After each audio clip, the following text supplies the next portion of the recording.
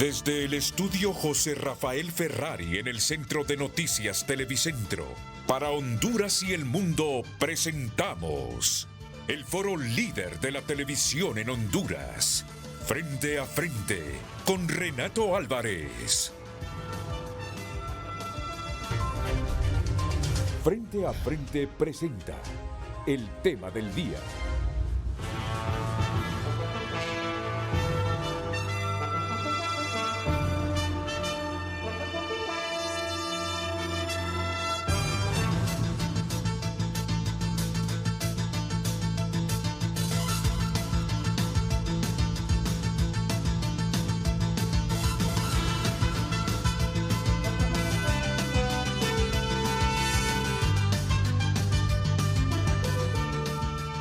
Hola, muy buenos días, bienvenidos a Frente a Frente. Es un placer tenerlos esta mañana. Yo hablo con mis compañeros todos los días y reflexionamos que tuvimos varios meses los hondureños, así un poco tensos por ese proceso de selección y elección de los magistrados de la Corte Suprema de Justicia. Y había mucha preocupación en la sociedad hondureña por el desenlace de ese proceso. Claro que estábamos preocupados. Y los medios de comunicación, un 60-70% de las noticias de los medios de comunicación, desde octubre aproximadamente, giraban alrededor de ese proceso. Pero después que se logró el consenso de 3 fuerzas políticas y el Congreso eligió a los 15 magistrados de la Corte Suprema de Justicia, como que nos hemos distendido un poco de esa presión, de esa tensión, de esas preocupaciones que habían. Porque bueno, el año pasado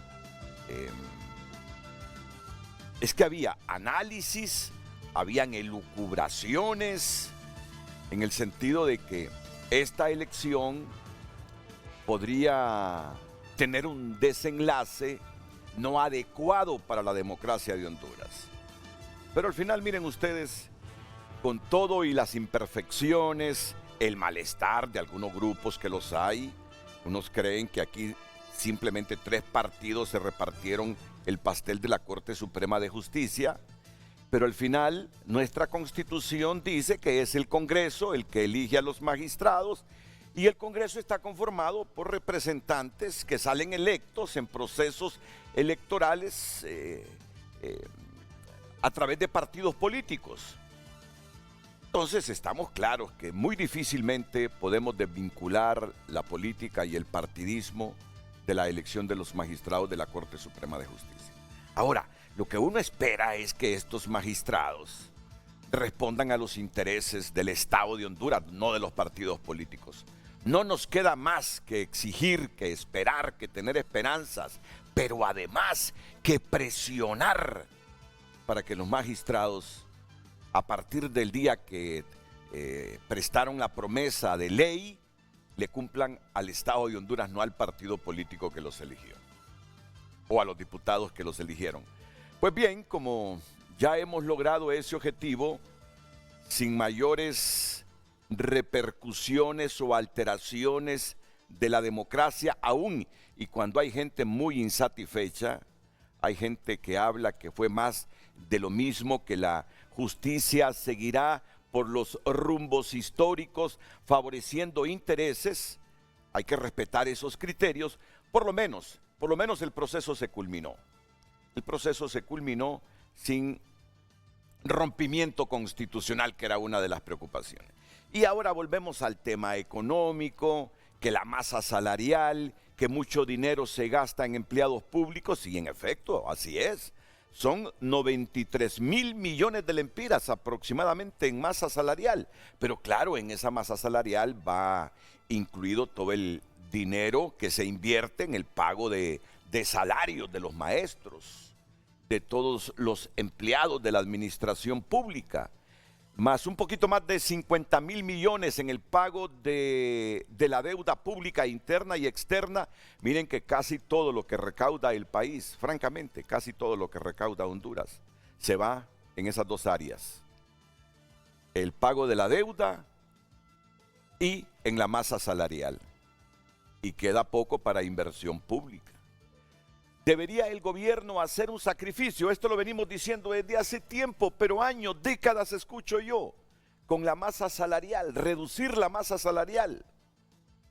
Debería hacerlo, porque si no le queda mucho dinero para inversión pública, crear condiciones de infraestructura, de educación, para progresar, para tener mejor desarrollo económico, pues yo creo que vale la pena ese sacrificio.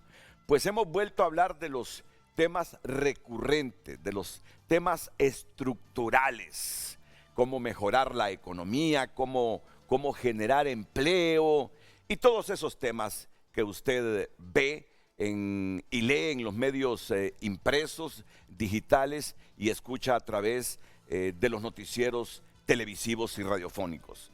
Pues yo hoy no me voy a abstraer de esos temas, pero me voy a ir por el tema de la educación. Es que no está completo todavía el set, solo tengo uno de los invitados, pero ya otro está por venir y tengo uno desde los estudios de Televicentro en San Pedro Sula y una invitada a través de Zoom. Ya los tenemos, pues solo falta uno aquí. Solo falta la presencia de uno aquí en el set. Ya me dicen que está ingresando al edificio del Centro de Noticias Televicentro.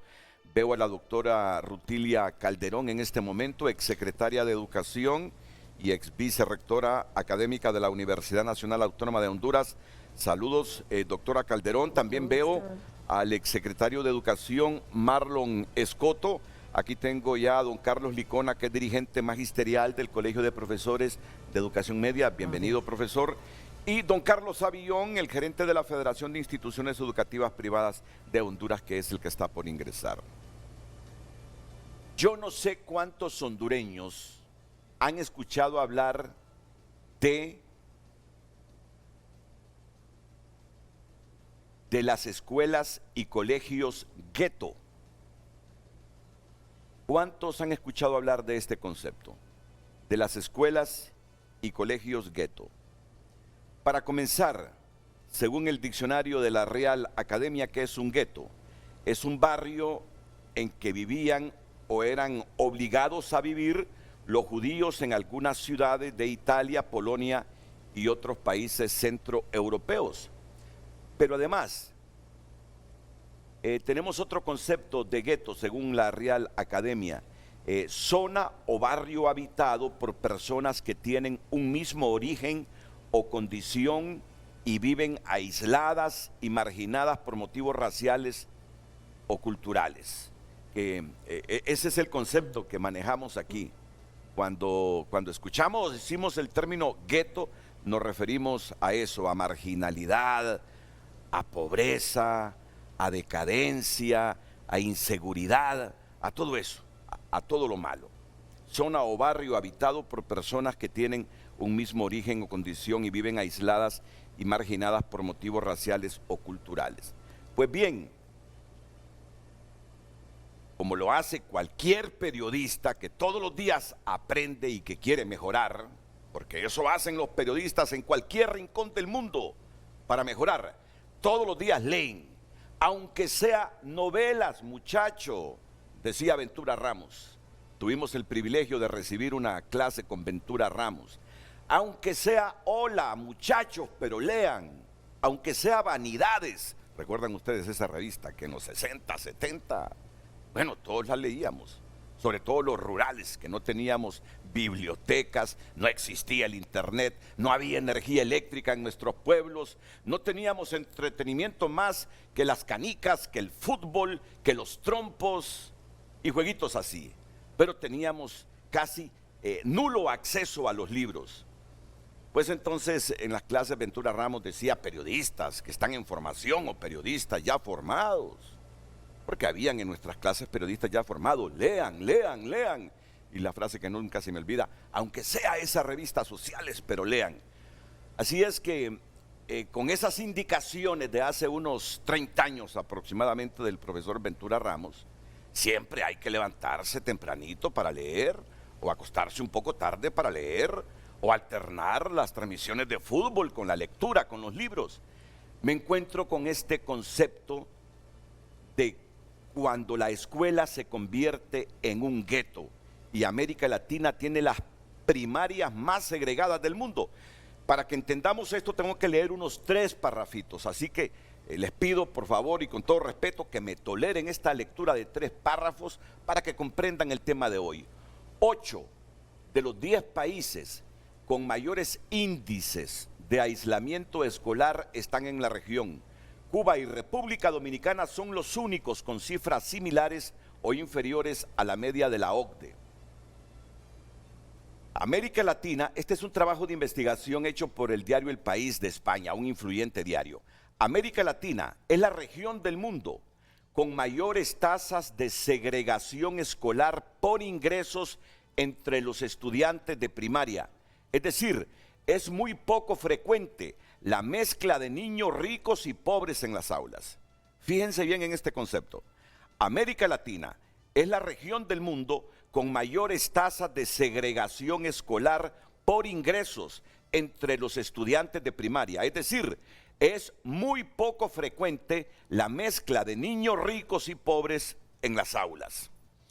Así lo muestra el estudio Segregación Escolar por Nivel Socioeconómico en Educación Primaria en América Latina y el Caribe, publicado a principios de noviembre del año anterior. Esto es reciente, en la revista iberoamericana sobre calidad, eficacia y cambio en educación. Fíjense bien, y este es un puntito que también quiero que lo memoricen, lo comprendan, lo interpreten bien. La investigación que recopila los datos heterogéneos e incompletos de 16 países del continente y los compara con los índices de PISA, muestra cómo 8 de los 10 países con peores tasas del globo son latinos.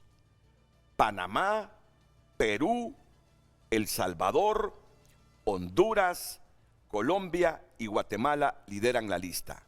La segregación escolar provoca que los alumnos de entornos más desfavorecidos se concentren en los mismos colegios, conocidos como escuelas gueto, y perpetúen sociedades más desiguales. O sea, cuando hablamos de desigualdad social, entre otras cosas, comencemos a analizar estos factores. Cuando hablamos de que unos pocos son los favorecidos con la educación de calidad, comencemos a analizar estos asuntos.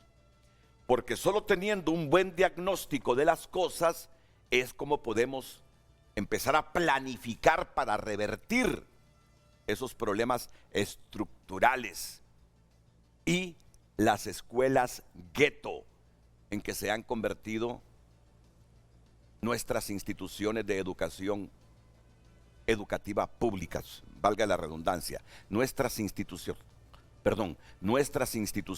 educativas públicas, escuelas gueto, donde la segregación escolar provoca que los alumnos de entornos más desfavorecidos se concentren en los mismos colegios conocidos como escuelas gueto.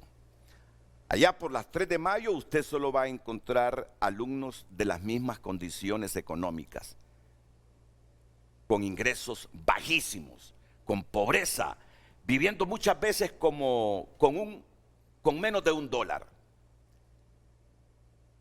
Y que son muchas las colonias de bajos ingresos en Tegucigalpa, en San Pedro Sula y en casi todas las ciudades de la República. Entonces, eso es una escuela gueto, donde solo se concentran muchachos, hombres y mujeres con las mismas condiciones económicas. Eso es segregación escolar. Usted no verá ahí niños, yo creo muchas veces, ni de clase media, ya con salarios de 15,000 empiras, la gente comienza a buscar otro tipo de escuelas y colegios. Ya no hay. Correcto, ya no van a esas escuelas. A esas escuelas van los menos desfavorecidos. Y al final, esa segregación escolar, ¿sabe qué produce? Produce desigualdad. que es lo que tiene Honduras desde hace décadas y es lo que sigue produciendo Honduras, desigualdad, y comienza por ahí, por la segregación escolar. Ahora, ¿y qué se gana cuando hay mezcla de alumnos cuyas familias tienen mejores ingresos con familias que tienen pocos ingresos? Para eso uno invita a los expertos y a los entendidos para que le expliquen estas cosas. Entonces, hoy prácticamente nuestro frente a frente va hacia las escuelas gueto. Y somos uno de los 8 de 10 países con más escuelas gueto en el mundo. Y si a mí me dicen que la masificación de las escuelas gueto con segregación escolar produce desigualdades, ¿cómo no me voy a interesar si yo sé que la gran inconformidad en estos tiempos de la mayor parte de gente que vive en Honduras es la desigualdad? Muy pocos viviendo en condiciones dignas y la mayoría tratando de huir del país. Entonces, si por ahí comienza la desigualdad por las escuelas gueto, hombre, ¿cómo no analizar y poner en la palestra el tema para que nuestras autoridades, los hombres y mujeres que dirigen los destinos del país y la educación, analicen este concepto que no es inventado, es producto de ciencia, de estudios, y que comencemos a trabajar para revertirlo? Así que ese es el tema. Me alargué un poquito para explicarlo, pero es que bueno, yo admito que ese concepto de escuelas gueto hasta hace algunas horas lo veo aquí en mi cabeza y en mi cerebro, y cuando vi el titular, escuelas gueto, y esto de escuelas gueto, ¿qué será? Asocié por lo que siempre he tenido del concepto de la palabra gueto, ¿verdad? Han de ser escuelas marginales, dije, y en efecto eso es. La pregunta la formula aquí la periodista Lucecita Madrid. Luego de que ella formule el tema, iríamos a una pausa y venimos con el debate. Con doña Rutilia Calderón, con la doctora Rutilia Calderón, con don Carlos Avillón, con don Carlos Licona y con don Marlon Escoto. Así que, Lucecita, denos luz en este gueto en que se han convertido nuestras escuelas y colegios públicos. Y es que hay muchos colegios gueto también, con mucha segregación en la geografía nacional. Luz. Muy buenos días, licenciado Renato, a nuestros panelistas y por supuesto a nuestra audiencia. Le recordamos que puede opinar a través del tema del día por los diferentes medios, a través del WhatsApp 9773-6065 y a través de @frente a frente HN. El tema del día: Honduras, uno de los 8 de 10 países con más escuelas gueto en América Latina. Recuerde que puede opinar a través de las redes sociales. Le repetimos, Honduras, uno de los 8 de 10 países con más escuelas gueto en América Latina. Ya regresamos. Frente a Frente presentó el tema del día. Vamos a ver el principal titular que tiene a esta hora tunota.com. Tripartidismo negocia crear la figura de un segundo fiscal adjunto del Ministerio Público. En la nota que destaca en este momento, tunota.com. Tripartidismo negocia crear la figura de un segundo fiscal adjunto del Ministerio Público. Y usted se preguntará, ¿y para qué? ¿Cuál es el objetivo? Ya no tenemos un fiscal adjunto. Y muchas veces el fiscal adjunto parecerá ser una figura decorativa. Reflexiona usted. Pues si quiere saber para qué el tripartidismo ha negociado la creación de un segundo fiscal adjunto, yo le invito a que entre a tunota.com esta misma mañana. Puede estar viendo frente a frente y leyendo. 2, 3 cosas a la vez sí se pueden hacer, y así se despiertan nuestras células. Dictan auto de formal procesamiento contra Jesús Mejía, el gerente de la ANE. Abogado penalista asegura que Jo será hallado culpable al igual que García Luna. O sea que lo mismo que le pasó a Genaro García Luna, exsecretario de Seguridad en el sexenio de Felipe Calderón, expresidente de México, este abogado hondureño vaticina que le va a pasar al expresidente de Honduras, Juan Orlando Hernández. ¿Qué abogado dice eso? Igual, entre a tunota.com para que conozca los detalles de este titular. Hoy en Tu Nota fue presentado por Banco de Occidente. Goce del respaldo, la confianza y la seguridad financiera que necesita.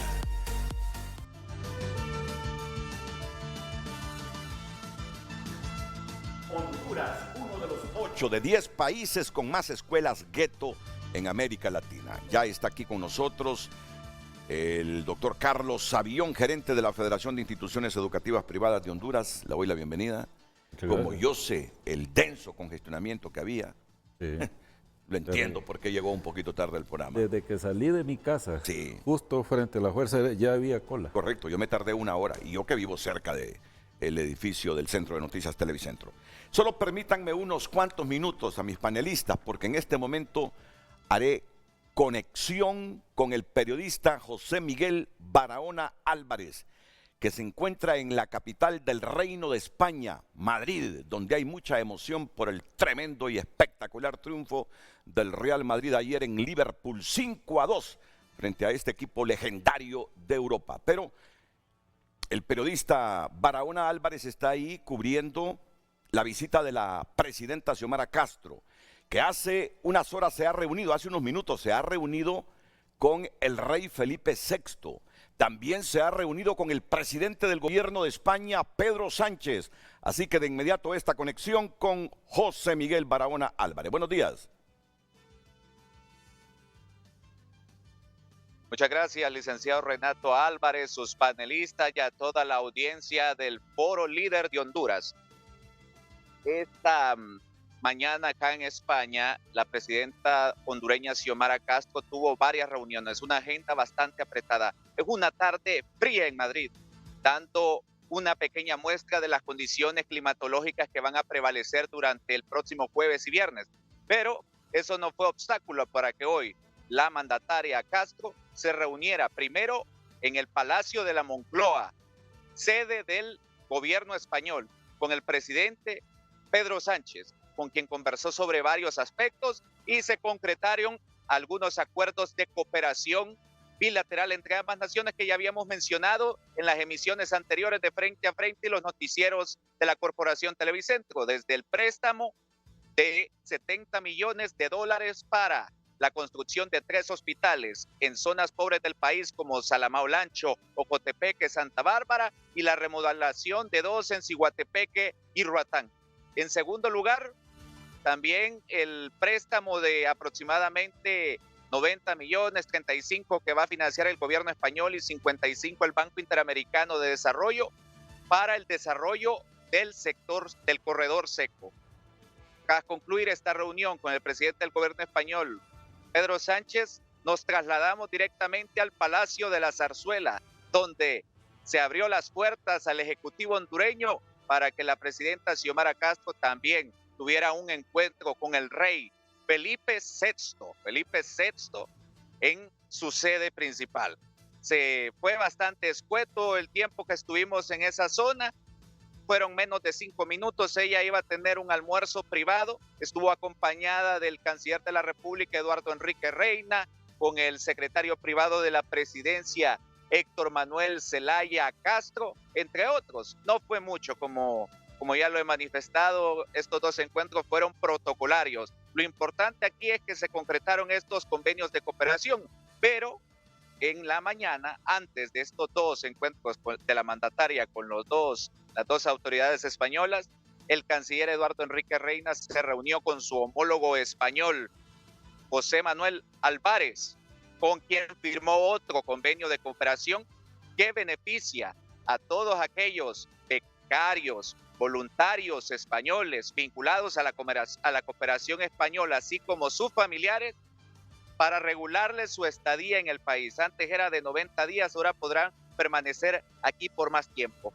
En horas como a las 3, 4 de la tarde, hora de España, estarán brindando el canciller Enrique Reina, el ministro de Salud José Manuel Mateu, entre otros miembros del gabinete, una conferencia de prensa para dar todos los alcances de este convenio de cooperación. Así, con este breve informe desde Madrid, España, donde ayer el Real Madrid logró una remontada espectacular de 5-2 ante Liverpool de Inglaterra cuando todos daban por perdido este duelo, regresamos a los estudios de Frente a Frente. Bueno, José Miguel, para concluir, porque vamos a iniciar el debate sobre un tema muy importante. Básicamente los objetivos de esta visita de la presidenta Castro es estrechar más las buenas relaciones que hay entre el Reino de España y nuestro país y sobre todo la firma de estos convenios de financiamiento de 3 hospitales. Me parece que ese es el logro más importante de la visita. Bueno, ¿qué pasó? Te decía que los logros, quizá el logro más importante, fuera de estrechar más las buenas relaciones que hay entre el Reino de España y Honduras, el logro aquí es el financiamiento por parte de España de estos 3 hospitales.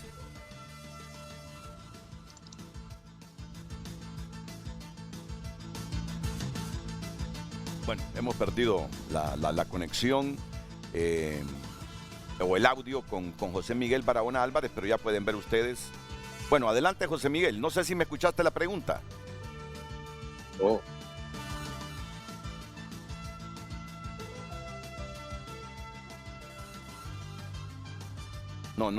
No logramos la reconexión, el audio. ¿O sí podemos intentarlo? Bueno, este va a ser el último intento, porque yo me desespero cuando insisto 3 veces con la misma conexión.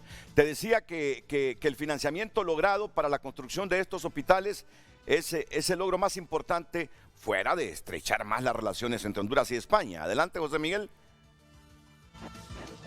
Licenciado Renato, definitivamente que este préstamo millonario de 70 millones de euros para la construcción de estos 3 hospitales es el logro más importante aquí. ¿Quién no sabe la situación precaria que vive el sistema sanitario ahí en Honduras? Y zonas como Salamao Lancho, Santa Bárbara, Ocotepeque, donde no hay mucho desarrollo, cae como anillo al dedo la construcción de estos 3 nosocomios. De igual manera, hay que resaltar que se va a dar bastante equipo médico a 2 hospitales, tanto en Ciguatepeque como Roatán, otras 2 zonas donde el sistema sanitario no es muy bueno. Pero en general, esta es la noticia más importante, que se haya concretado este acuerdo por parte de la presidenta Castro con el gobierno español para desarrollar estos 5 hospitales en general. 3 construirlos desde cero y 2 remodelarlos. Qué bien.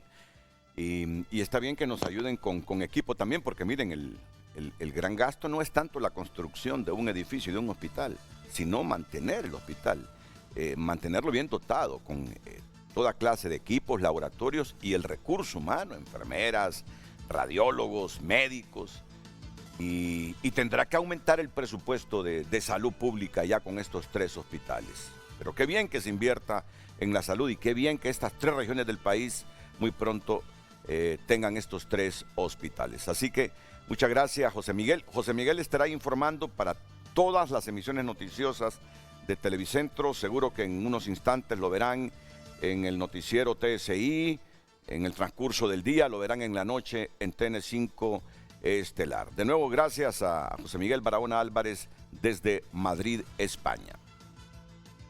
Nosotros vamos con nuestro tema. Como acaba de llegar el doctor Carlos Calderón, Savillón, perdón, Carlos Savillón, es que me estaba acordando de Felipe Calderón y Genaro García Luna y me disculpa, Uy, hombre. amigo mío. No me confunda. No, yo sé que usted no tiene nada que ver. Es un mundo aparte en el que usted ha vivido, en la educación, en llevar luz a la gente. Es una broma. Y es bueno distendernos. Ya también voy a estar con don Carlos Licona, dirigente magisterial. Voy a darle preferencia a los que están distantes geográficamente. Al exministro Marlon Escoto, que está en la ciudad de San Pedro Sula. Mire que hoy sí vamos a hablar de esos problemas comunes de nuestra educación, pero vamos a entrarle al problema de la educación con este informe de que las escuelas públicas de Honduras se han convertido en escuelas gueto. Doctor, si usted me puede profundizar sobre este concepto y las repercusiones negativas que esto tiene. Adelante. Saludos, muchas gracias, muy buenos días, don Renato. Saludo al doctor Savillón, al profesor Licona, a la doctora Rutilia Calderón y a todos sus telespectadores. Bueno, es que en términos generales somos un país, somos un gueto como país. Si vemos la descripción de un gueto en términos socioeconómicos, la mayoría de nuestra población rural, una población suburbana. Esa es la característica de las poblaciones nuestras, las poblaciones en territorios precarios. Las escuelas guetos como tal son sinónimos de marginalidad, y ese informe que usted acaba de comentar también tiene relación con la alta desigualdad social de nuestro país.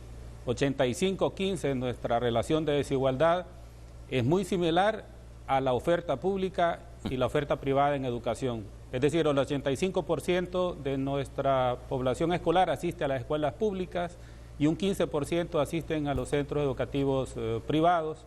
En los últimos años ha crecido en el Distrito Central hasta un 30% asisten a los centros educativos privados, pero en promedio esa relación se mantiene, y es el reflejo socioeconómico. La escuela pública y la atención privada reflejan de manera fehaciente nuestra desigualdad social.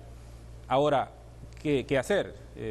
Sabemos que un niño, una niña, un joven que asiste a una evaluación, por ejemplo, su respuesta está condicionada hasta un 50% por su origen socioeconómico.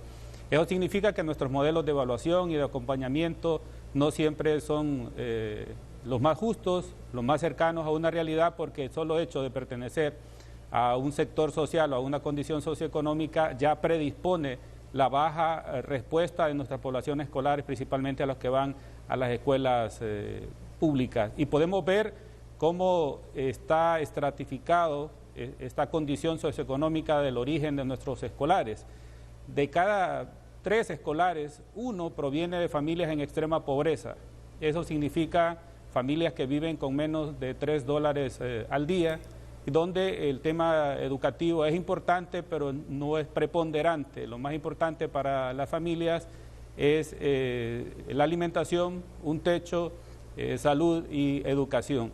Cuando vemos una matrícula o una matriz de hasta 2.200.000 escolares que Honduras llegó a tener registrado en su sistema de información, también se puede valorar que 1 de cada 3 escolares en Honduras provienen de familias monoparentales, es decir, madre soltera, solo papá, hermano mayor como encargado de familia, la abuela, un tío y hasta un vecino cercano. Entonces vamos haciendo la valoración de ingresos de nuestras familias, de donde vienen nuestros jóvenes a la escuela pública, su condición o su estructura familiar, y otro elemento importante que también puede evidenciar esta condición de segregación es el acceso a los alimentos, la seguridad alimentaria. De cada 3 escolares, 1 pertenece a familias que tienen problemas de seguridad alimentaria. Honduras aporta a más de 1 millón de personas que solo tienen una ingesta de alimentos completa al día. Entonces, en la descripción de ingresos, de conformación de la familia y el acceso a la alimentación, ya tenemos una descripción socioeconómica del origen de las familias de nuestros escolares que vienen o asisten a los centros educativos públicos. Por eso es importante trabajar o enfocar a la escuela como un espacio de protección social y definir a la educación como una herramienta de movilidad social, más allá de cuánto acervo cultural puedo tener, que es importante, la educación como una herramienta para emprender, para encontrar un empleo que dé un ingreso que permita tener acceso a bienes y servicios, y la construcción de un estado de bienestar que en general es la aspiración máxima de un país. El problema es que esto nos está generando desigualdad social, doctora Rutilia Calderón. La segregación escolar, como dice el informe que leí hace algunos minutos, provoca que los alumnos de entornos más desfavorecidos, como estas colonias en vía de desarrollo, por ejemplo, de la capital de la República, se concentren en los mismos colegios y escuelas conocidas como gueto. Un trabajador con ingresos medios en Honduras, seguro que muy difícilmente mande a su hijo a la escuela pública, que se han convertido en guetos. Ahora, y muy difícilmente de estos sectores marginados muy difícilmente, digo, van a escuelas privadas. Entonces, eso está marcando esa segregación está marcando de las desigualdades sociales que no es conveniente en la convivencia ni en el desarrollo de las sociedades. No puede haber desarrollo de un Estado con estas segregaciones. Me gustaría que ampliara el concepto, porque al final lo que buscamos nosotros es crear conciencia de este problema que tenemos en nuestras escuelas y colegios públicos actualmente. Siempre por la oportunidad de tratar de aportar como ciudadana, como universitaria, a encontrar algunas pistas, diría yo, para comenzar a enfrentar y sobre todo a superar esta crisis educativa que, como usted bien señalaba en su introducción, tiene múltiples dimensiones. Una de ellas, que es la que se está abordando hoy y que este informe de la OCDE le da ese término de escuelas gueto, ¿verdad? Y que, como bien decía el doctor Escoto, las escuelas, los centros educativos no son islas, paradójicamente, ¿verdad? Sino que reflejan la realidad, la dinámica socioeconómica, cultural y política en la cual está inmersa toda la sociedad hondureña. Y en ese sentido es importante entonces que en cualquier plan, en cualquier programa, en cualquier proyecto, en cualquier iniciativa orientada a enfrentar la problemática de educación, se coloquen dos prioridades, entre otras. La calidad educativa, porque tiene que ver también con la segregación, porque múltiples informes reflejan también que la calidad educativa que se está recibiendo en el país, en la mayoría de escuelas públicas, tiene una gran brecha con la calidad educativa que están recibiendo los estudiantes en el sistema privado. Por supuesto, en ambos sectores hay excepciones. Tanto en lo público tenemos escuelas de excepción que destacan, que ganan olimpiadas internacionales, etcétera, como en lo privado tenemos también algunos centros educativos con enfoque mercantilista, ¿verdad? Y que lo que menos interesa es que los estudiantes aprendan, por el lado de la calidad. Pero la otra prioridad que está directamente relacionada con esta segregación, que es el tema de la equidad. O sea, reconocemos que en los centros educativos se refleja la dinámica social, pero la pregunta es, ¿cómo podemos lograr que la escuela, que el colegio no aumente esa falta de equidad que ya existe socialmente? ¿Cómo logramos que esos niños, niñas y jóvenes que están llegando a las escuelas públicas no aumente la brecha que ya se tiene en relación a las privadas? Entonces, el tema de la equidad y estrategias que ya existen también han sido validadas, incluso aquí en el país, se pueden integrar y poner en marcha ya no a una escala de pequeña aldea o de pequeña colonia o comunidad, sino a nivel nacional. Entonces, colocar la prioridad, calidad, equidad, tienen que ir de la mano, porque sin la una no vamos a mejorar la otra. Muchas gracias, me parece oportuna reflexión, oportuno comentario, al igual que el del exministro Marlon Escoto. 30 años más, 3 décadas más, y nuestro querido país sigue como hasta ahora, dando tumbos en la educación, va a ser más desigual de lo que ya somos en este momento. ¿Y qué le espera a un país que en 2, 3 décadas va a multiplicar la desigualdad? Eso significa más pobres, eso significa menos desarrollo, eso significa que estamos condenados entonces a estar en una permanente Honduras, y hay que ponerle fin a eso. ¿Qué piensa de este concepto y lo que hay que hacer de inmediato para revertir que se multipliquen las escuelas gueto en nuestro sistema educativo público y colegio gueto en nuestro sistema educativo público? Profesor don Carlos Licona. Gracias, Renato, por la invitación. Primero voy a decir de que en realidad nunca he ocupado un cargo directivo en colegios magisteriales, aunque pertenezco a 2, y más vengo, sí he andado en la lucha, pero más vengo por mi experiencia como docente en 35 años. Mejor todavía. Exactamente, entonces yo le comentaba cuando leyó los 3 fragmentos de ahí del estudio de que resumió la temática del día, porque ahí plasma una realidad que más bien me viene a sorprender porque no es inherente a nuestro país, sino que es un problema estructural socioeconómico de Latinoamérica, principalmente de los 8 países que ahí se mencionan, incluyendo el nuestro.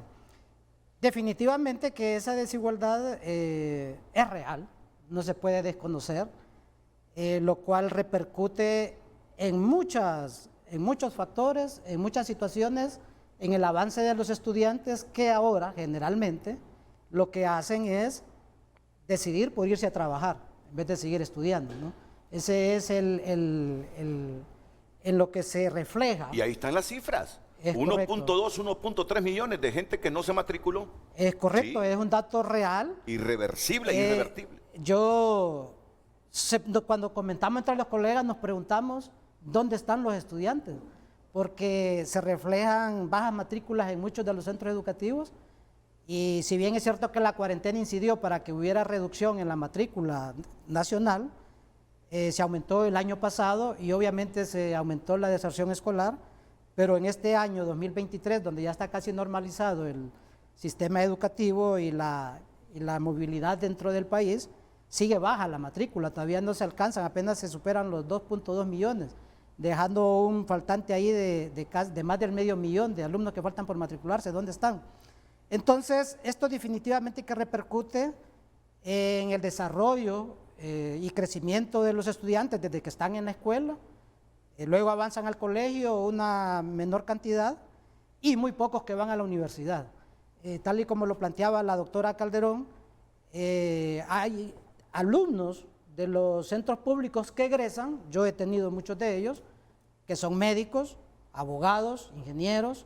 Sin embargo, la cantidad es muy poca comparada con la masa general del alumno del instituto. Claro. Entonces, ese no es, digamos, un indicador de que de estos centros educativos podemos dejar de hablar de lo que es el concepto de escuelas gueto, ¿no? Yo, en mi experiencia, en 35 años que vengo desde el área rural, trabajé 6 años en un instituto privado, luego 20 más que tengo en un instituto público. Considero de que para reformar la educación, para hacer un cambio estructural y que nos aleje de ese concepto de escuela gueto, bueno, uno pasa por lo económico, ¿no? Tiene que ver la desigualdad social, es algo que se manifiesta a raíz de la distribución equivocada de las riquezas del país, ¿no? Luego se necesita un consenso nacional para tomar decisiones radicales en cuanto a lo que se va a cambiar. De lo contrario, dentro de 50 años vamos a seguir igual o peor, y sin soluciones y sin ver cómo trascendemos, ¿verdad?, a mejores condiciones de vida. Otro elemento que le iba a agregar con los muchachos con los pocos que pueden estudiar en instituciones privadas, es porque ahora muchos, gran cantidad, tienen a sus padres en el exterior, lo cual repercute con la desintegración familiar y mandan el dinero para que estos muchachos estudien en institutos privados, ¿no?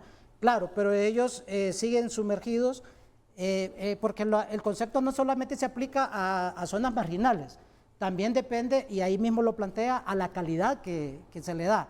Y si el muchacho, aunque esté en un instituto privado, no tiene un contexto familiar que lo apoye y lo impulse a cumplir con sus obligaciones escolares, también se le aplica el concepto cae en ese concepto, ¿no? Pues seguimos insistiendo en este concepto. Ya luego vamos a analizar otras cosas de la problemática estructural que tiene nuestro sistema educativo con propuesta, porque nuestro deseo es proponer. Mire este titular: cuando la escuela se convierte en un gueto, América Latina tiene las primarias más segregadas del mundo. Entonces, uno no quiere que las escuelas gueto y los colegios guetos se sigan multiplicando en el país, porque eso es multiplicar la desigualdad. Uno quisiera que esas escuelas gueto revirtieran revirtieran el camino que llevan y que se conviertan en escuelas con calidad. Porque será difícil que la mayor parte de gente con menos ingresos mande a sus hijos, por ejemplo, al colegio que dirigió por muchos años el doctor Carlos Avión, a la Elbel School. Esto así es. Los que más ingresos tienen son los que van a mandar a sus hijos a la Americana, a la Elbel, a Antares, al Aldebarán, a la Macris, a Del Campo y todos estos colegios. Por lo tanto, la única forma de evitar la desigualdad social es invirtiendo, pero invirtiendo calidad, para que no se sigan multiplicando las escuelas guetos, sino revertir ese concepto y que se conviertan en escuelas con calidad y muy parecidas a la mayor parte de las privadas. Doctor Savillón, ¿qué piensa usted? Justamente yo voy a empezar por lo que manifestó la doctora Calderón. El doctor Escoto hizo un resumen de la situación como está, pero la doctora Calderón mencionó algo importante: calidad. Y allí es donde yo, que he trabajado y represento al sector educativo privado, yo siempre he dicho, la escuela privada va a prosperar por la baja calidad de la escuela pública.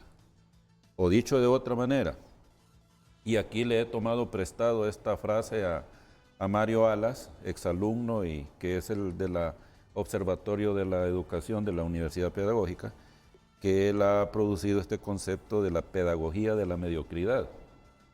Y eso es lo que está pasando. Para mí la explicación de toda la realidad que dijo el doctor Escoto es muy cierto, ¿va?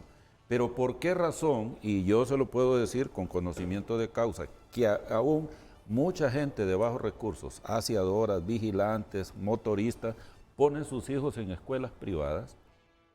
¿Por qué? Primero, porque en el pasado las huelgas magisteriales que perdían meses de clases, entonces la gente hacía un esfuerzo y se iba a la escuela privada para que su hijo no estuviera perdiendo clases.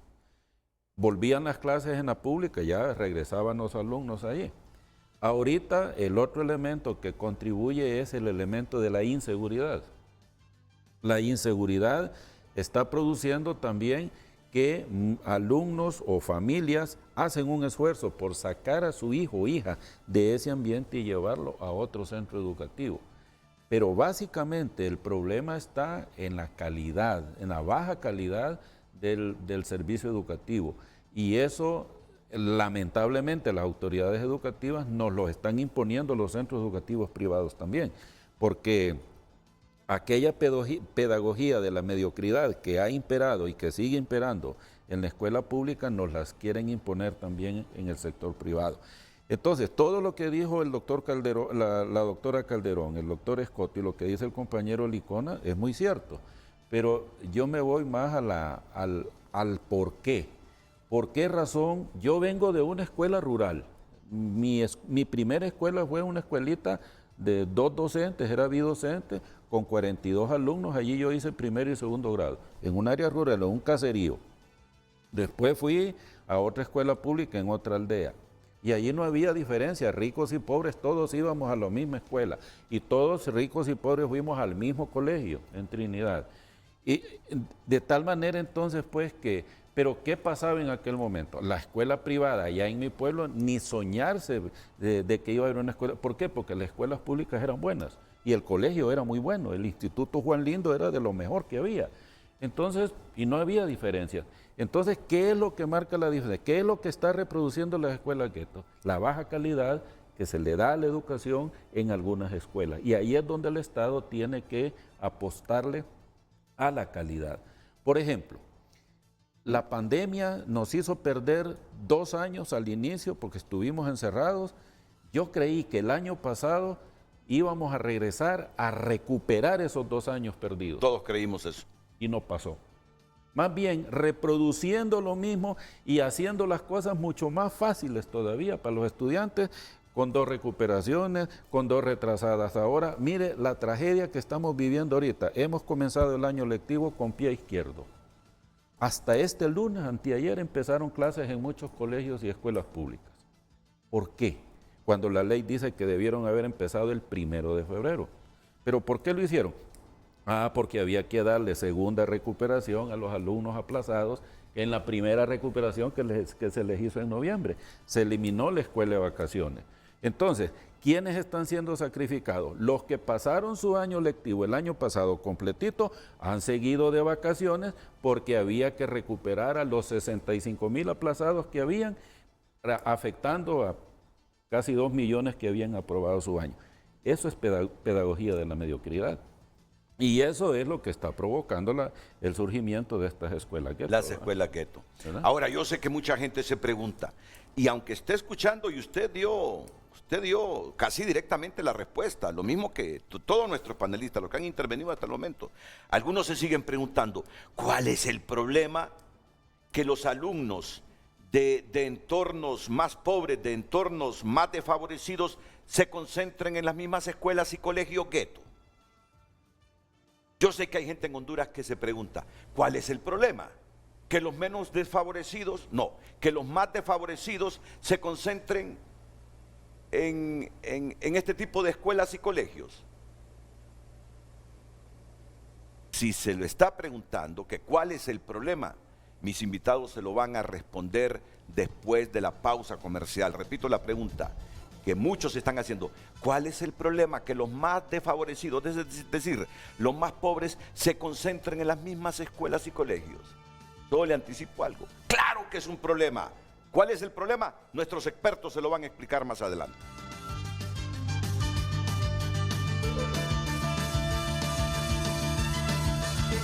Muchas gracias a todas las personas que han compartido sus mensajes a través de nuestro Twitter, @FrenteAFrenteHN. Vicente Hernández nos comparte: Renato, mientras no sea obligatorio el inglés desde el kinder en las escuelas públicas, nada estamos hablando. Honduras urge de más educación técnica regionalizada de acuerdo al rubro del departamento y potenciar el Infop con carreras cortas. Sin inglés seguiremos peor aún con maestrías. También nos comparte: el mundo se mueve a pura tecnología, somos una aldea global, urge el inglés y acceso al internet para actualizarnos, acceso a una computadora para capacitarse en tecnología y no pasar idiotizados solo con Facebook, WhatsApp y demás redes. Se debe aprender a trabajar, y taglea ahí a la presidenta Xiomara Castro. Rafael Rodas nos comparte: cuando una persona clame por derechos, igualdad y justicia, pregúntenle a dónde estudian sus hijos. La exclusión social y económica comienza desde las primeras etapas de la educación primaria. Si hay que reformar algo es el sistema educativo, siguiendo buenos ejemplos como Japón, Alemania, y comparte la bandera de Suiza. Roberto Díaz Alcerro nos comparte: las escuelas gueto o escuelas públicas en barrios marginales no se pueden evitar. De hecho, muchos salimos de esas escuelas. Lo importante es que esas escuelas tengan una educación de calidad con instalaciones y equipo que no sean diferentes a las privadas. El punto, Roberto, ahí está el punto. Cada día hay más escuelas y colegios gueto. Se ha perdido la calidad y eso es lo que debemos evitar. Y siempre habrán excepciones en esas escuelas, siempre saldrán profesionales que van a culminar estudios superiores, siempre egresarán profesionales exitosos, pero la generalidad no. Entonces, ese es el puntito, usted ha mencionado el tema central. ¿Cómo evitar que se sigan multiplicando las escuelas y colegios gueto en Honduras? Por favor, Luz, continúa. Fernando Núñez nos comparte: la lucha de clases sociales es eterna y en el sistema educativo es imperante las reformas porque las brechas entre pobres y ricos cada vez es mayor. Los pobres, mano de obra calificada pero barata. Eduardo Ulloa nos comparte: la Secretaría de Defensa es la segunda institución que se lleva la mayor parte del presupuesto. Pregunta: ¿será que vivimos alguna guerra convencional porque no se reorientan esos dineros al agro, educación, salud? ¿Es realmente necesaria la existencia de la Secretaría o Ministerio de Defensa? Recuerda continuar enviando sus mensajes. Estoy convencido que la gente... Sociales fue presentado por la Curazao. Aprovecha hoy que mañana es tarde. En febrero ahorra o nunca con descuentos impresionantes. Gracias por comprender con plenitud el tema. La masificación de las escuelas y colegios gueto en Honduras. Ahora, me gustaría respuestas breves porque hay muchas aristas. Comienzo con el exministro Marlon Escoto. Doctor Escoto, ¿cuál es el problema? Por si algunos creen que no hay problemas, que los alumnos de entornos más desfavorecidos, es decir, más pobres, se concentren en los mismos colegios y escuelas?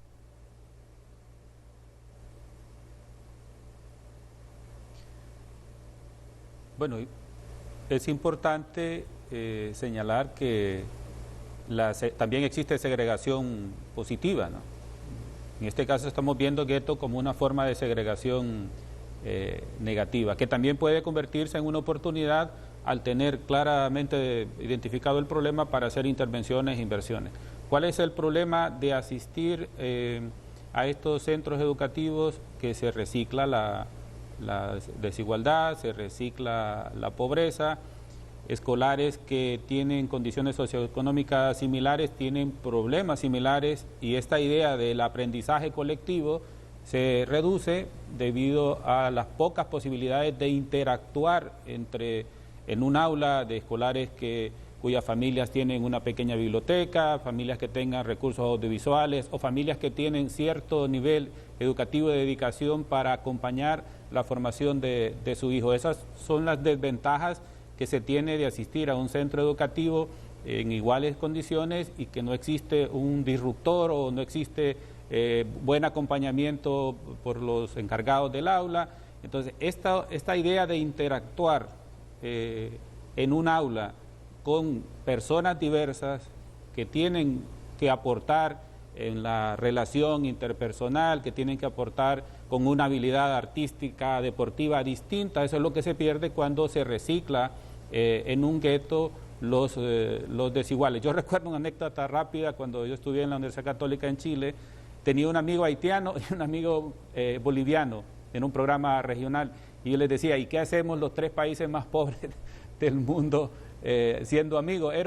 Parecía anecdótico, pero teníamos interacción con un programa más amplio, pero éramos muy cercanos. Entonces, claro que aprendimos mucho, somos muy buenos amigos, pero eso es por qué o qué es lo que sucede en un aula común donde las posibilidades son muy bajas para poder compartir, para poder interactuar y sobre todo para romper ese techo de la desigualdad que aspire y que diga, yo quiero terminar 9 grados, yo quiero ir a la secundaria, yo quiero hacer educación superior. Pero también estos son espacios de oportunidades, y resumo esta parte.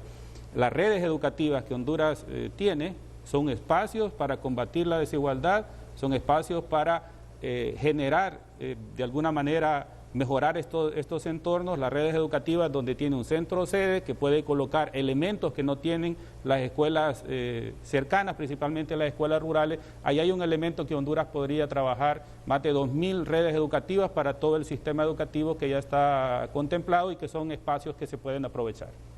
Bueno, todos tenemos claro el concepto, ustedes que son expertos en educación, mejor todavía, la gente que se está comunicando con nosotros igual. Doctora, ¿qué hay que hacer? La pregunta del montón, la pregunta trillada, la pregunta de siempre. ¿Qué hay que hacer para evitar que se multipliquen las escuelas y colegios gueto de Honduras que están fomentando la desigualdad social en el país? Por favor, doctora Rutilia Calderón. Creo que un punto importante cuando se introducen estos términos o nociones como la de escuela gueto es evitar creer que el problema es que las escuelas sean públicas, ¿verdad? Creo que eso hay que tenerlo bastante claro, porque si no, Finlandia no tendría la educación que tiene hoy, ¿verdad? 100% pública y gratuita. Muy bien. El problema es cuando esas escuelas públicas, cuando la educación pública ha perdido su finalidad. ¿Y cuál es la finalidad de la escuela pública y privada? Que los estudiantes aprendan a ser mejores personas, a ser mejores ciudadanos, a ser a mediano y largo plazo mejores profesionales. Y también la escuela pública o privada como centro de cohesión social, lo que usted mencionaba, y como centro de movilidad, que promueve la movilidad social, ¿verdad? Que ayuda, en otras palabras, a salir a la gente de la pobreza y va cerrando esas brechas de desigualdad. Creo que ese es un punto importante. Luego, ¿qué hacer? La misma OCDE de la cual usted ha tomado este informe, igual después de observar, sistematizar buenas prácticas en países como Honduras, tiene un excelente documento que yo creo que debe de ser de análisis obligatorio por parte de quienes toman las decisiones en el sector educación, y me refiero no solo a las altas autoridades, el director o directora de un centro educativo lo debería de leer, que se llama 10 pasos para la equidad en la educación, ¿verdad? Producto de integrar todas esas buenas prácticas. Tomo nada más 3 puntos brevemente. El primero de ellos los agrupan en lo que se llama los diseños de los sistemas educativos. El país, yo he venido diciéndolo hace años, no cuenta con un verdadero sistema educativo, ¿verdad? Porque no hay conexión entre niveles educativos, por ejemplo, entre media y la universidad, no hay conexión entre público y privado, no hay conexión entre centros rurales y centros urbanos, etcétera, etcétera. Y las inversiones que hay en educación son dispersas. El alcalde que pone una puerta, una ONG que hace otra cosa, el gobierno que hace otra, hablando de infraestructura, ¿verdad? Entonces, tomo 2 de esas buenas prácticas. Priorizar prebásica. Si usted realmente tiene esos centros de prebásica públicos, usted reduce sustantivamente la brecha en los años subsiguientes. Lastimosamente en el país tenemos 3 décadas en donde la menor cobertura educativa es en prebásica, lo que la gente llama kinder y preparatoria. No hemos logrado que pase del 30%, siendo optimistas.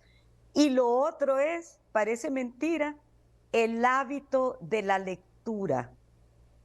Entonces, colocar con prioridad, si es que se va a rediseñar el currículum nacional básico, que en todo el sistema se desarrollen estrategias, programas, proyectos orientados al hábito de la lectura. Usted lo decía, ¿verdad? Ahí donde uno creció, en el área rural, en el área urbana marginal, donde había una casa con libros, ahí están, hoy son los hijos profesionales, periodistas, médicos, etc. El segundo grupo, las prácticas dentro y fuera de la escuela. Y ahí resalto 2 de estas buenas prácticas. La relación escuela, familia, comunidad. Fíjense que los guetos, en la época de los nazis, ¿qué hicieron los nazis? Separar a la gente que vivía en los guetos de toda comunicación con el exterior, levantar muros, cercarlos, matar a quien se atreviera a pasar sin el carnet, etcétera, etcétera. Entonces, el tema cultural, ¿cómo logramos que el acervo cultural, que aunque sea pequeño, que existe en una comunidad, que existe en las familias, enriquezca la escuela? Cómo la escuela, aprovechando, lo decía el profesor Licona, que la pandemia no todo fue malo. Una de las cosas es que las familias, la mayoría o algunas, se involucraron en la educación de sus hijos. ¿Por qué? Porque como era a través de digital la educación, usando medios digitales, la mamá, el papá, el hermano mayor tenía que estar ahí revisando qué tareas mandaban por el WhatsApp, etcétera. No desaprovechar ese vínculo que empezó a construirse en la pandemia y lograr una verdadera integración. Y que esas familias, usted lo decía, que tienen un poco de libros en su casa, que tienen acceso a buenas películas, etcétera, etcétera, eso pueda llegar a la escuela. Entonces la relación escuela, familia, comunidad es clave. Y lo otro es el apoyo a los profesores. Definitivamente con malos profesores, con profesores que no tienen pasión por la educación, con profesores que no tienen compromiso, aún teniendo las capacidades o competencias, difícilmente se va a lograr enfrentar este problema de la segregación y de la falta de equidad.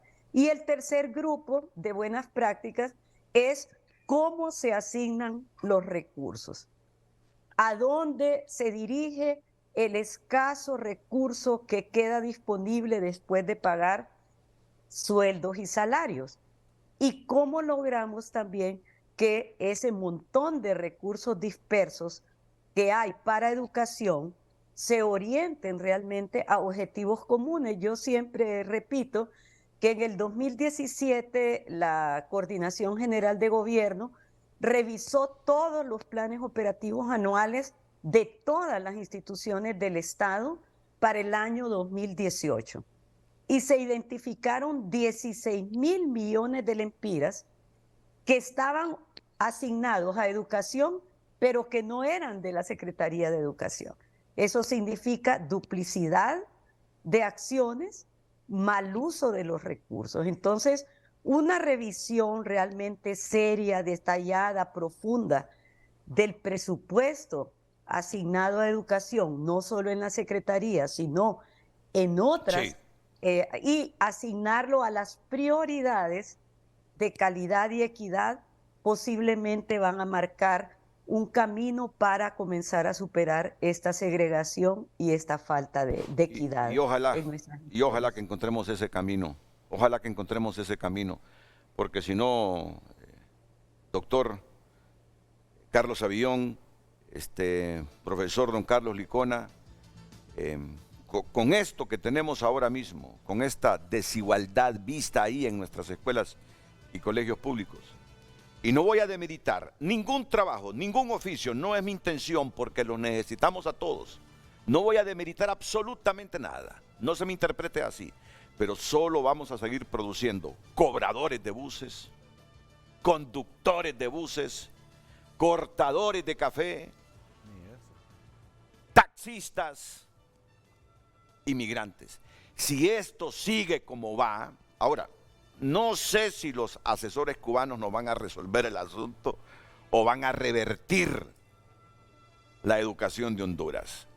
Y no estoy convencido que Esponda y sus allegados lo estén haciendo, porque yo he visto casi 12 meses simplemente empleitada a la educación del país, inconforme los maestros, solo he visto relajos. Pero de repente están trabajando y no me doy cuenta a plenitud. Por eso doy un margen de duda. No sé si estos van a revertir lo que es irrefutable, que estamos mal, que hemos andado mal y que seguimos mal. Y que si seguimos así, solo vamos a producir lo que ya les decía: migrantes, taxistas, cobradores de buses, conductores de buses, canillitas, motociclistas para andar alando productos de los comercios, y un país que solo produce este tipo de trabajos y este tipo de oficios, no sale adelante. No sale adelante. Un país sin ciencia no sale adelante. No sale adelante. ¿Y qué va a pasar? Unos pocos, los más favorecidos con la educación, son los que seguirán controlando la economía, controlando las decisiones políticas y con un buen nivel de vida. Y el resto pensando a dónde huye, si a Madrid, si a Cataluña o a Estados Unidos.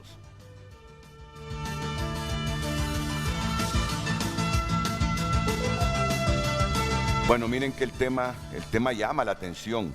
Luz, ¿cuántos mensajes nos llegan al WhatsApp? Mira, es bien difícil leerlos todos, ¿verdad? Es bien difícil. Y los leemos al azar, aquí no andamos buscando el apellido o lo que dice, los leemos todos. Y uno solo lo que pide que la gente no injurie, ni calumnie, ni difame, sino que participe. Miren cuánto mensaje nos llega en WhatsApp. Y abajo quedaron también muchos. Así que te voy a dejar para que alternes.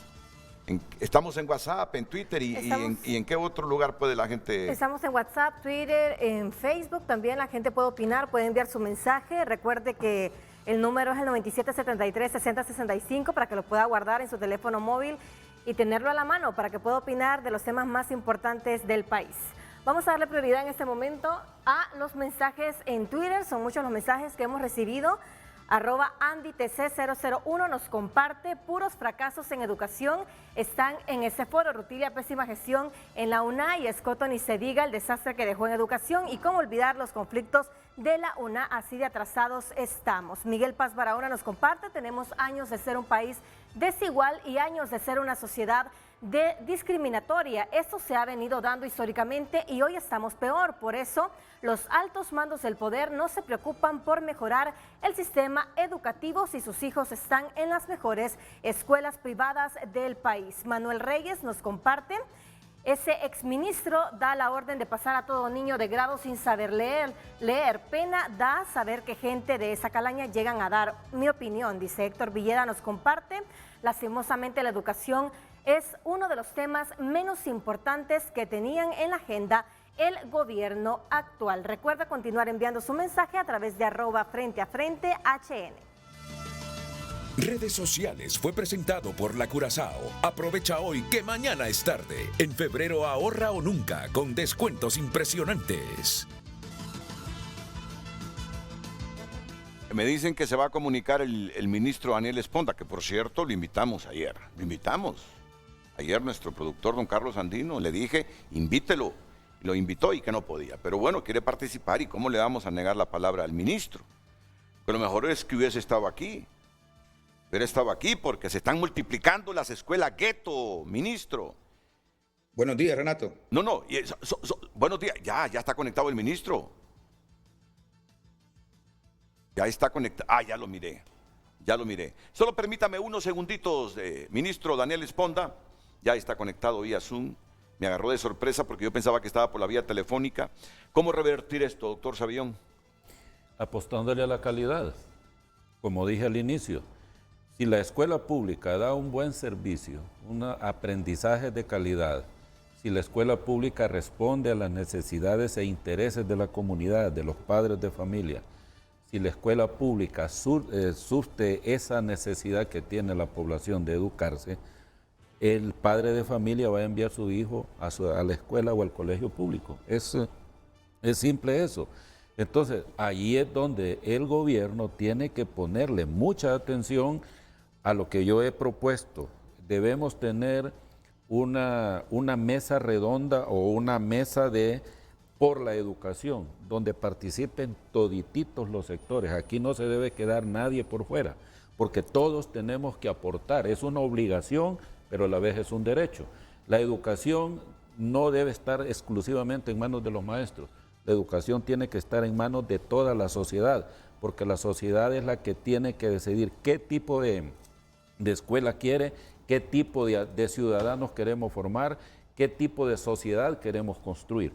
Por eso es fundamental, y yo le pido al ministro Esponda que hable con la presidenta de la República y que convoque a un gran diálogo nacional, a un pacto más bien, a un gran pacto nacional por la educación, a todas las fuerzas del país, toda la sociedad debe involucrarse para apostarle a mejorar la calidad de nuestra educación, porque no podemos continuar con esta pedagogía de la mediocridad. Sí. Mire, profesor, y ya voy con el ministro Daniel Esponda, Carlos Licona.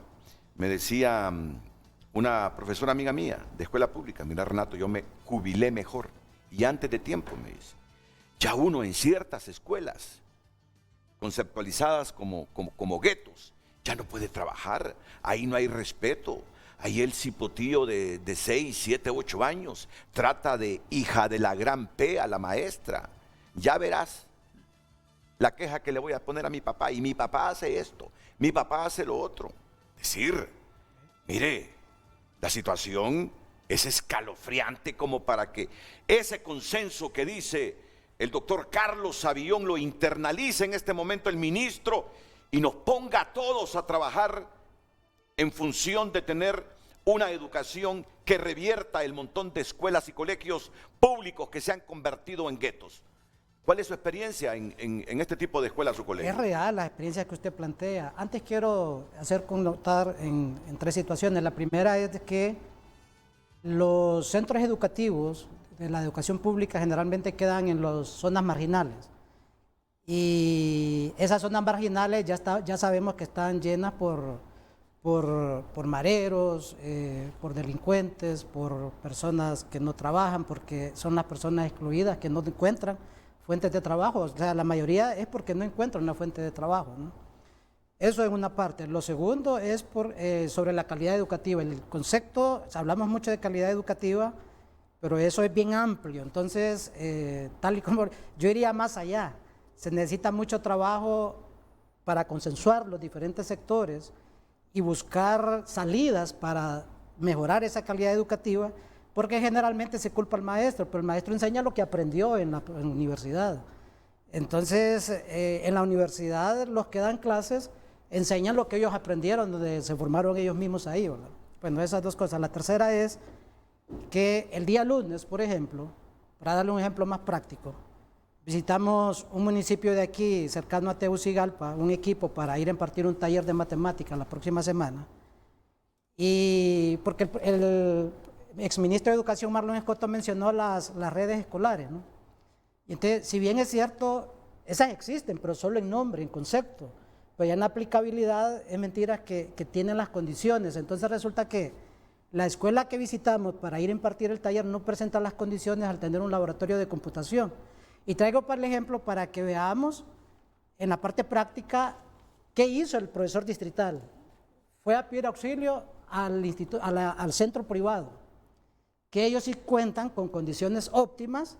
Y yo cuando estaba ahí en ese centro privado, en ese municipio, yo dije, a lo que aspiramos todos los maestros y toda la población es que todos los centros públicos tuvieran las condiciones que tienen los centros privados, incluyendo las instalaciones físicas y la calidad. Ahora, esto va ligado obviamente a la situación económica de la generalidad de la población.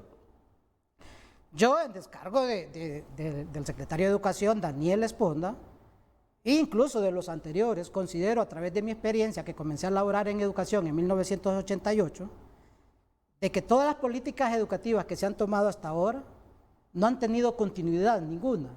Siempre han terminado siendo un fracaso y llega otro gobierno, se va a ir puede venir otro y no le va a dar continuidad a lo anterior. El ejemplo más práctico que pongo son los textos que se utilizan de matemáticas, que son un excelente trabajo con la colaboración de YAICA, de las universidades y de la DGDP, y esos textos ahí están, pero el maestro no los ausculta, no le saca el provecho que les debería de sacar para dar una calidad de educación en el área de matemática en todo lo que es desde primer grado a 9º grado. Sí, sí. Bueno, vamos ahora con el ministro Daniel Esponda. Ministro, que estamos debatiendo aquí un informe donde han proliferado las escuelas gueto en América Latina, y nosotros estamos entre los 8 de 10 países en América Latina que hemos dado información donde más proliferan. ¿Y las escuelas gueto cuáles son? Son aquellas instituciones en las que más... Lo he escuchado, Renato. No, pero yo quiero que me siga escuchando solo unos 30 segundos más y a la gente que todavía no comprende, porque de repente hay alguna gente que no comprende el tema. Las escuelas gueto, centros de alta complejidad, son aquellas instituciones en las que más de la mitad de su alumnado tiene condiciones económicas complejas. Suelen ser escuelas de bajo rendimiento por las características, ubicados en barrios conflictivos, con población migrante que se incorpora a destiempo y bajos recursos.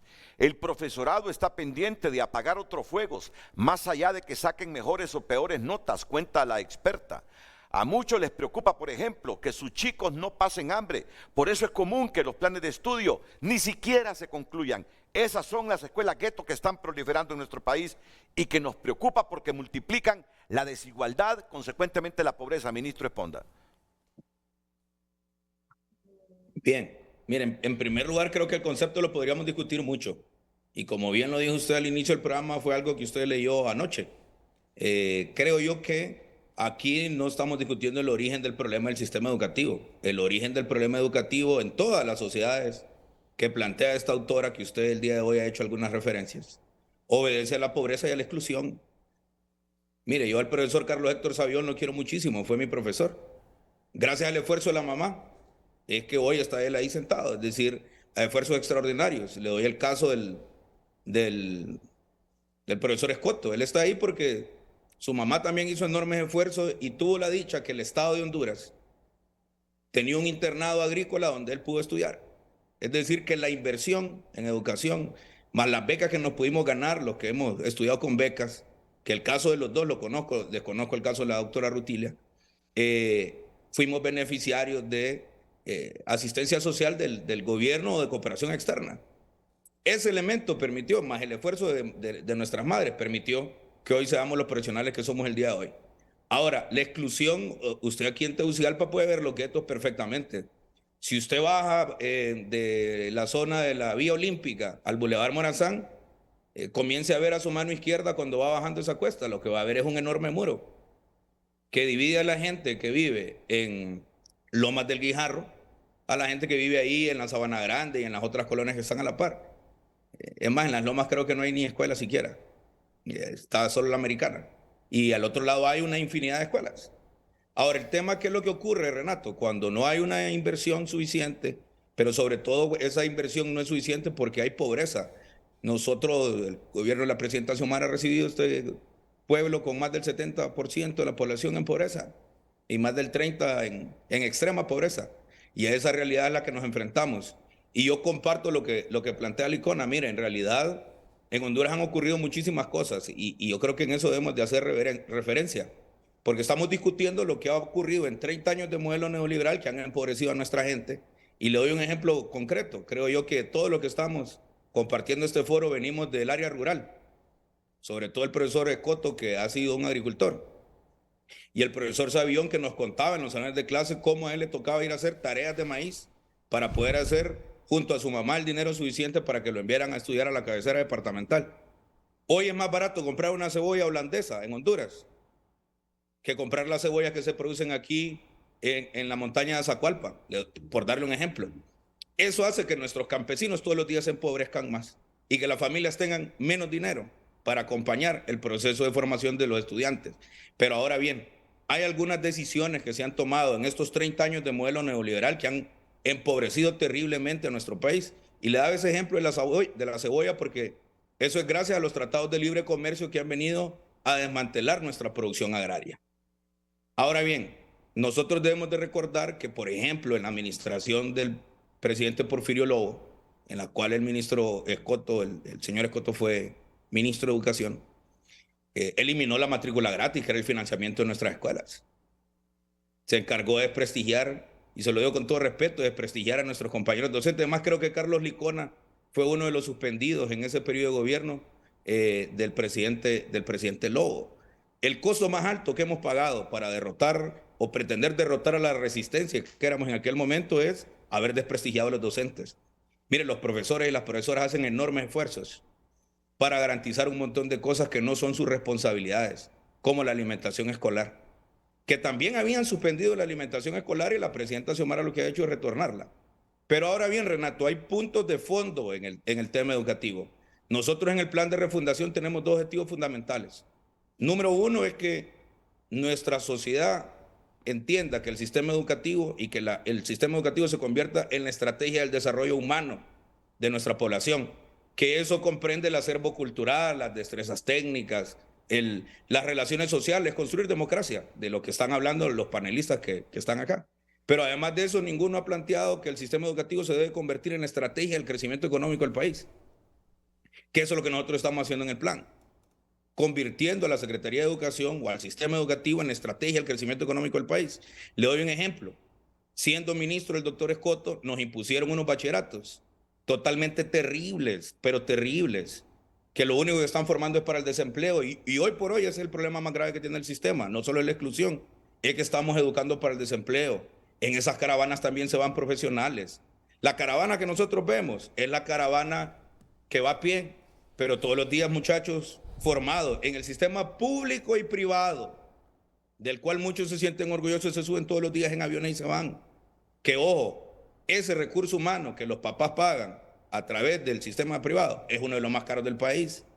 El Estado de Honduras ha venido invirtiendo unos $600 en la educación pública por cabeza. El sector privado invierte más de 6,000 anuales. Lógico, hay una diferencia abismal, es un tema de recursos, vive en un país pobre, pero esa realidad debe cambiar. Y le digo por qué también estos bachilleratos, además de educar para el desempleo. Mire, estos bachilleratos generaron la exclusión educativa en educación media más grande del mundo, que creció de manera acelerada. estudiantes que pierden 3 o 4 clases en el primer semestre no pueden avanzar. Y mire, esa pedagogía de la mediocridad que hablan no existe. Yo invitaría al profesor Alas, a quien le tengo mucho cariño y respeto, que teorice alrededor de eso. Porque me parece que estamos tomando opiniones de cosas que no están fundamentadas. Sí existe una pedagogía de la liberación, una pedagogía del oprimido, etcétera, porque se construyó toda una investigación y una ciencia alrededor de eso. Ahora, le doy un ejemplo al profesor Savión, que hoy se queja por las 2 recuperaciones. Yo no quiero tener las 2 recuperaciones, profesor Savión. En el sector privado seguro que le genera mayores problemas porque eso se convierte en un negocio en la educación. Pero los niños, los muchachos que van a la escuela pública, que no avanzan al siguiente nivel, se convierten en excluidos y va a caer a los brazos de la violencia. Y la decisión que nosotros hemos tomado aquí es, preferimos hacer una segunda recuperación, que en el mediano tiempo la tenemos que eliminar, porque no queremos que los muchachos dejen de estudiar y se conviertan en delincuentes. Eso no es difícil de entenderlo. Ahora bien, yo pienso, Renato, y he notado una conducta en usted, no sé si estoy equivocado, ojalá que le esté, pareciera que le incomoda que los profesores hoy dirijamos la Secretaría de Educación. Mire, y le puedo dar un ejemplo, en mi administración no han habido huelgas convocadas por la FON. Lo que han existido son escaramuzas de profesores de afiliación a otros partidos y algunos sin partido que habían sido beneficiados por las cosas irregulares que pasaban en el sistema educativo. Y mire, la doctora Rutilia decía una cosa que tiene muchísima razón. Nuestros salones de clase hay muchos profesores que no quieren ser profesores, porque aquí se comenzó una campaña en los 80s y 90s, que la carrera del magisterio es la carrera de los pobres, y quien estudiaba para ser profesor iba a salir de la pobreza. Y nos mintieron, eso no es cierto. Esta carrera nos da para vivir con dignidad, pero no nos vamos a hacer ricos nunca. Ahora bien, ¿qué es lo que ocurre entonces? Y cosas importantes. El año pasado, Renato, mejoramos la matrícula considerablemente. La retención de nuestros estudiantes la mejoramos considerablemente. Los niveles de reprobación han sido bajos. Hemos aumentado el tema de la alimentación escolar y estamos profundizando en eso. Estamos haciendo modificaciones curriculares para garantizar la permanencia en educación media, que es donde tenemos la caída más abrupta de todo nuestro sistema educativo nacional. Pero además de ello, estamos trabajando en una reforma curricular con una fórmula muy diferente de lo que se hacía anteriormente. Antes hacíamos parecido a lo que hizo el profesor Savión, que lo respeto y que también lo vamos a hacer.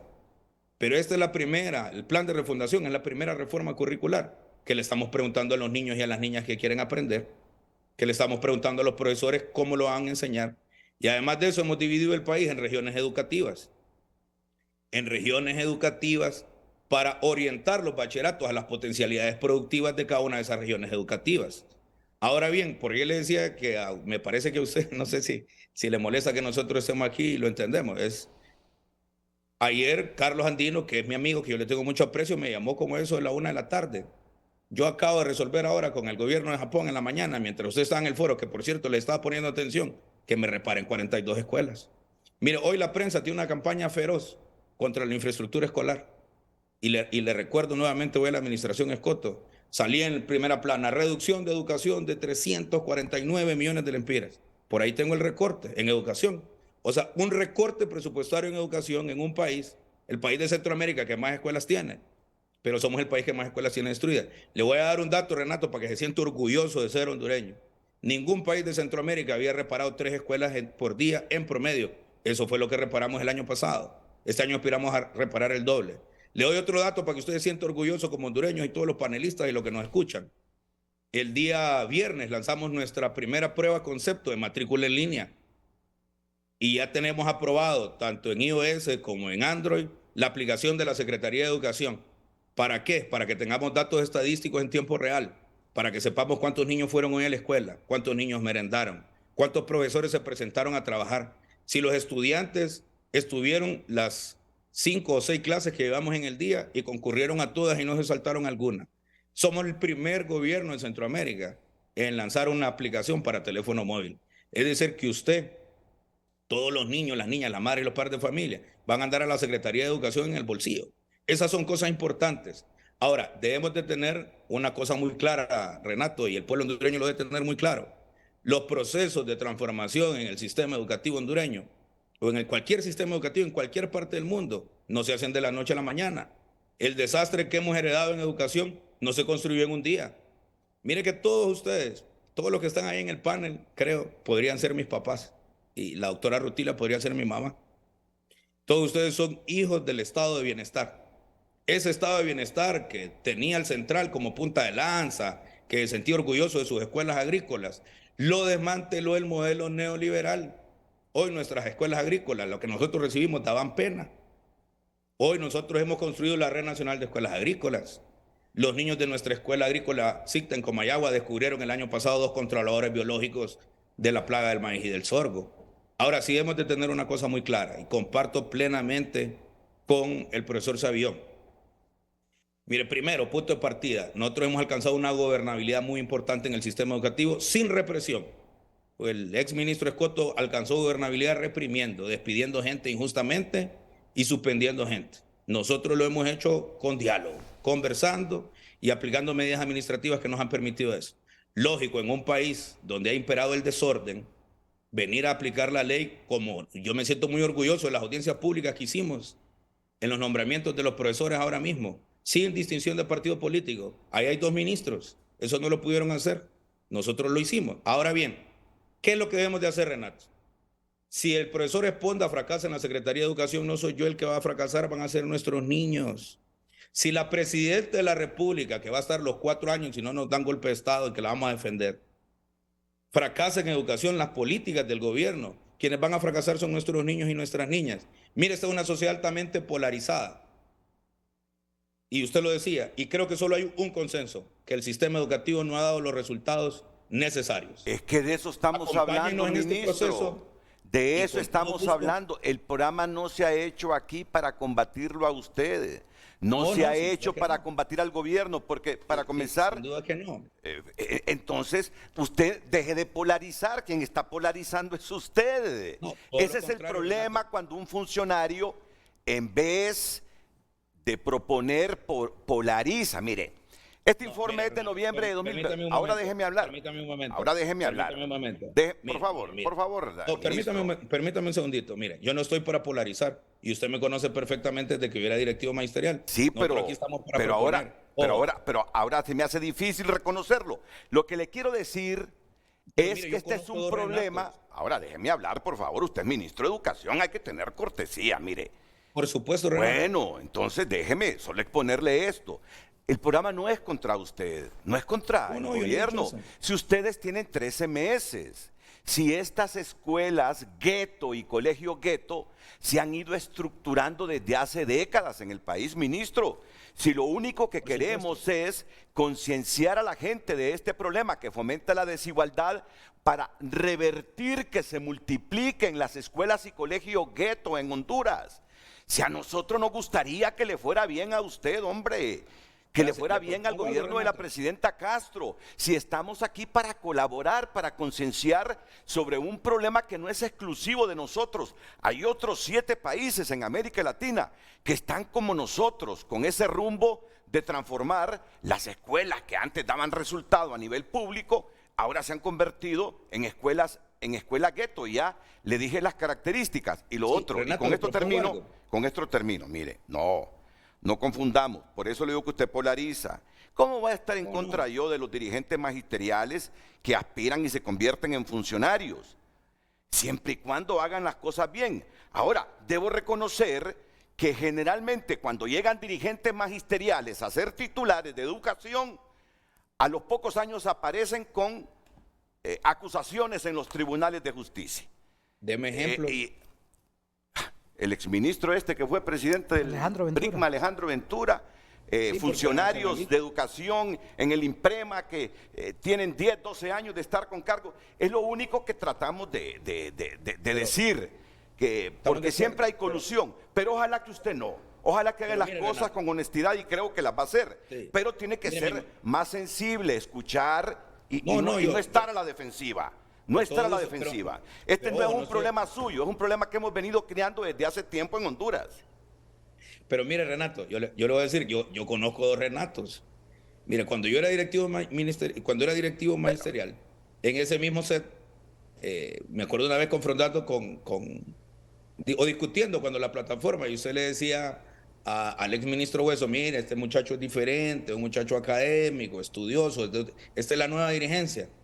Pero ese no es el punto, y mire. Claro, eso no es el punto. Dice, sí, lo invitamos, me dice. Sí, claro, mire, yo creo que la agenda de la Secretaría de Educación debe ser una de las más apretadas del Estado. Y usted debe comprender que si yo tengo un compromiso de Estado, entonces le quiero proponer algo. Hagamos un programa donde nosotros, desde la Secretaría de Educación, el equipo de la Secretaría, podamos ir a exponer todo lo que estamos haciendo, pero además, ¿qué es lo que hemos planificado? Me parece bien, y yo le agrego algo. Lo quiero plantear de una manera muy abierta, porque quizás ustedes son el foro más visto en la televisión nacional en la mañana. Y esto nos va a permitir también, Renato, profundizar algunos éxitos que hemos tenido que muy poco se publicitan, como el caso de Cita. Ok, lo vamos a planificar, Le quiero, quiero mire, decir... el problema es que tengo tres pausas comerciales pendientes y ya solo tengo 13 minutos de programa y no sé cómo voy a salir, pero estas puertas están abiertas, ministro. Aquí no hay nada contra usted. No, aquí lo que queremos es que nuestra educación mejore y dejar de que se multiplique la desigualdad social a través de la proliferación de escuelas gueto. Lo que queremos es que este gobierno y esta Secretaría de Educación trabaje en función de revertir la multiplicación de las escuelas gueto, porque solo generan más desigualdad social y más pobreza. Correcto. Vamos a la pausa. De la pobreza. Muchas gracias. Continuamos dando lectura a sus mensajes. La Secretaría de Educación tiene múltiples programas y ONGs que ayudan al sistema educativo hondureño, pero los problemas en educación siguen siendo los mismos. El problema del sistema educativo es y será la falta de presupuesto. Hay que suprimir secretarías de Estado que son innecesarias y nulas para trasladar esos presupuestos a educación, salud y medio ambiente. Costa Rica lo hizo hace 75 años y hoy el sistema educativo tico está por encima del hondureño. Con más dinero no hay necesidad de emular a Costa Rica o Cuba, basta copiar a nuestras escuelas privadas buenas. Gracias por sus mensajes. Exmagistrados de la Corte Suprema de Justicia deben ser investigados, pide Edmundo Orellana, es el titular que destaca a esta hora. Tunota.com, España y Honduras firman acuerdo para mejorar la cooperación. Hoy en Tu Nota fue presentado por Banco de Occidente. Goce del respaldo, la confianza y la seguridad financiera que necesita. Miren, solo tengo apenas unos segunditos, así que un mensaje así telegráfico, aunque el telégrafo ya prácticamente desapareció en Honduras. Bueno, rapidito, insisto en los dos puntos que he resaltado. La primera, el gran pacto por la educación que debe ser convocado y que participen todos los sectores. Y segundo, apostarle a la calidad, mejorar la calidad del sistema educativo, porque eso, querido Danielito, es apostarle a la calidad, es abandonar la pedagogía de la mediocridad, que lo que quiere decir la pedagogía de la mediocridad es que no podemos estar pasando alumnos de grado a grado sin que estos tengan las competencias fundamentales en leer, escribir y contar. Gracias, doctor Carlos Avillón. Profesor Carlos Licona, unos 15, 20 segundos, por favor. Una mayor distribución de la riqueza, ¿verdad? Que llegue a aquellas zonas marginales para que hayan mejores opciones de estudio. Y Daniel, no, en esta vez le doy la razón a Renato, la temática no fue acusar al gobierno actual, ¿verdad? Sino encontrar salidas, posibles salidas. Un saludo a mi hija Isis Licona que me pidió que la saludara, ¿verdad? Bien, saludos a Isis. Doctora Rutilia Calderón. La calidad y la equidad deben de ser prioridades explícitas en los planes, programas, proyectos y estrategias. En educación deben involucrar a las autoridades educativas, pero también a toda la sociedad hondureña en su conjunto, porque estamos hablando de problemas estructurales que por supuesto hay medidas de corto plazo que implementar, pero se necesita también una visión de largo plazo para enfrentarlo. Muchas gracias, doctora. Exministro Marlon Escoto, unos 15 segundos, por favor. Muchas gracias, Renato, por invitarme a este programa. Siempre el mensaje hacia las familias, hay que educar. Aún en las peores crisis hay que educar. Envíen sus hijos a los centros educativos porque es mejor tener educación, una herramienta. Aún cuando no tengamos certeza del futuro, es bueno invertir en la educación de sus hijos, independientemente de las condiciones en las que estemos como país y en la crisis educativa en la que nos encontremos, eduquemos. y nuestros hijos nos lo van a agradecer. Muchas gracias. Gracias a usted. Y ministro Esponda, quedamos entonces en que la próxima semana tendremos un programa especial con todo lo que hace la Secretaría de Educación. Y me gustaría un experto en educación fuera de la Secretaría para que también nos hiciera el contraste. Contraste por el bien de Honduras. Es bueno siempre escuchar. Gracias, ministro. No, nos parece oportuno también. Excelente. Solo decir que hemos tomado algunas medidas. Eliminamos la aprobación automática que estaba establecida desde hace varios gobiernos. Y hemos tomado una idea del profesor Savión, los 15 minutos de lectura, y una idea que nos han planteado el libro del mes. Estamos potenciando lo que dice la doctora Mutilia, la lectura. Muy bien. Pero con todo gusto en ese programa. Muy bien. Muy bien. Gracias.